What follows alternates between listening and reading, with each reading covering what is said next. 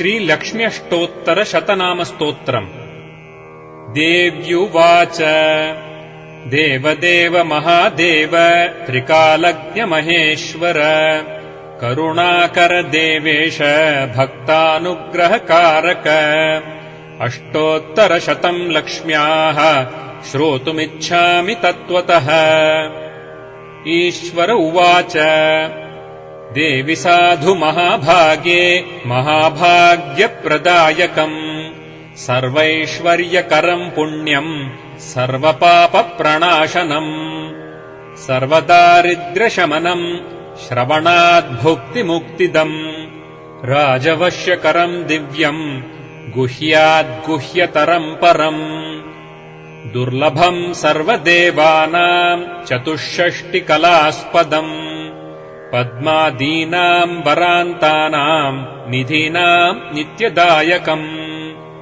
समस्तदेव्यसंसेव्य मणिमाद्यष्टसिद्धिदम् किमत्र बहुनोक्तेन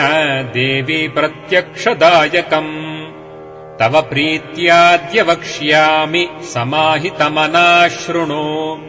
अष्टोत्तरशतस्यास्य महालक्ष्मीस्तु देवता क्लीम् बीजपदमित्युक्तम् शक्तिस्तु भुवनेश्वरी अङ्गन्यासः करन्यासः स इत्यादि प्रकीर्तितः। ध्यानम् वन्दे पद्मकराम् प्रसन्नवदनाम् सौभाग्यदाम् भाग्यदाम् हस्ताभ्याम् अभयप्रदाम् मणिगणैर्नानाविधैर्भूषिताम् भक्ताभीष्टफलप्रदाम् हरिहरब्रह्मादिभिः सेविताम्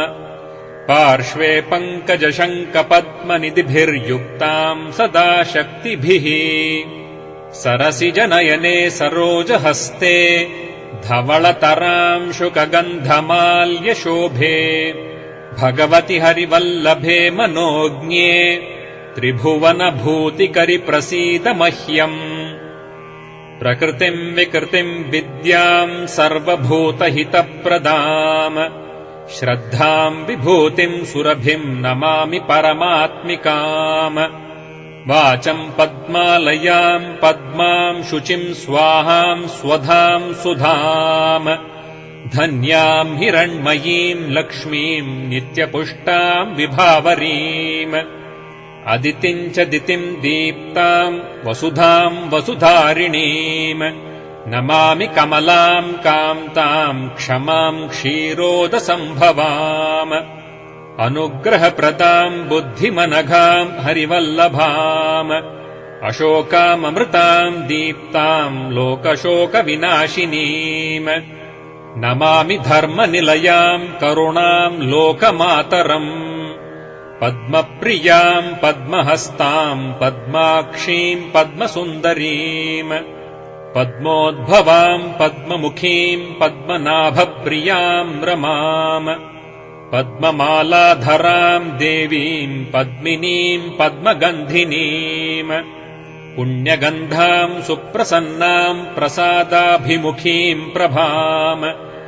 नमामि चन्द्रवदनाम् चन्द्राम् चन्द्रसहोदरीम्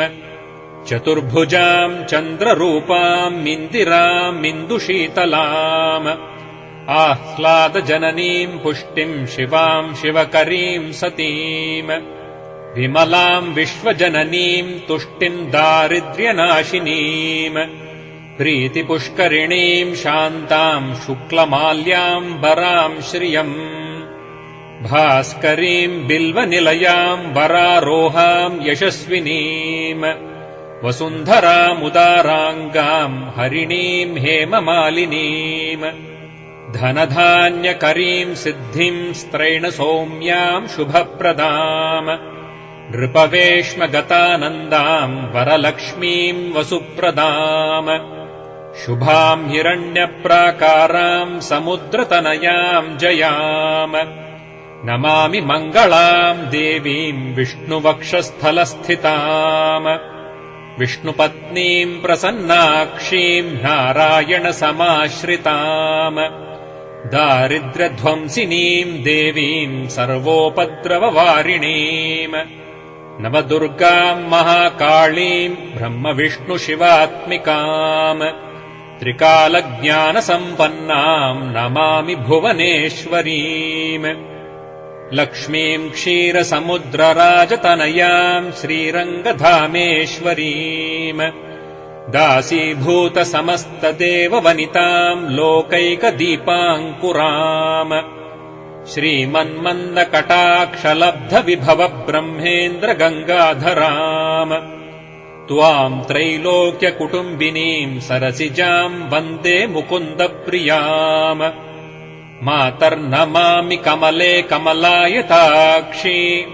श्रीविष्णुहृत्कमलवासिनि विश्वमातः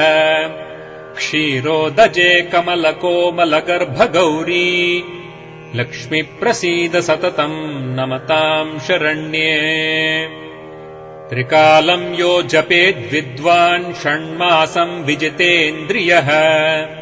दारिद्र्यध्वंसनम् कृत्वा सर्वमाप्नोति यत्नतः देवि नाम सहस्रेषु पुण्यमष्टोत्तरम् 100 येन श्रियमवाप्नोति कोटिजन्म दरिद्रतः भृगुवारे 100 धीमान् पठेद्वत्सरमात्रकम् अष्टैश्वर्यमवाप्नोति कुबेर इव भूतले दारिद्र्यमोचनम् नाम स्तोत्रमम्बापरम् 100 येन श्रियम् अवाप्नोति कोटिजन्म दरिद्रतः भुक्त्वा तु विपुलान् भोगानस्याः सायुज्यमाप्नुयात् प्रातःकाले पठेन्नित्यम् सर्वदुःखोपशान्तये पठंस्तु चिन्तयेत् देवीम् सर्वाभरणभूषिताम्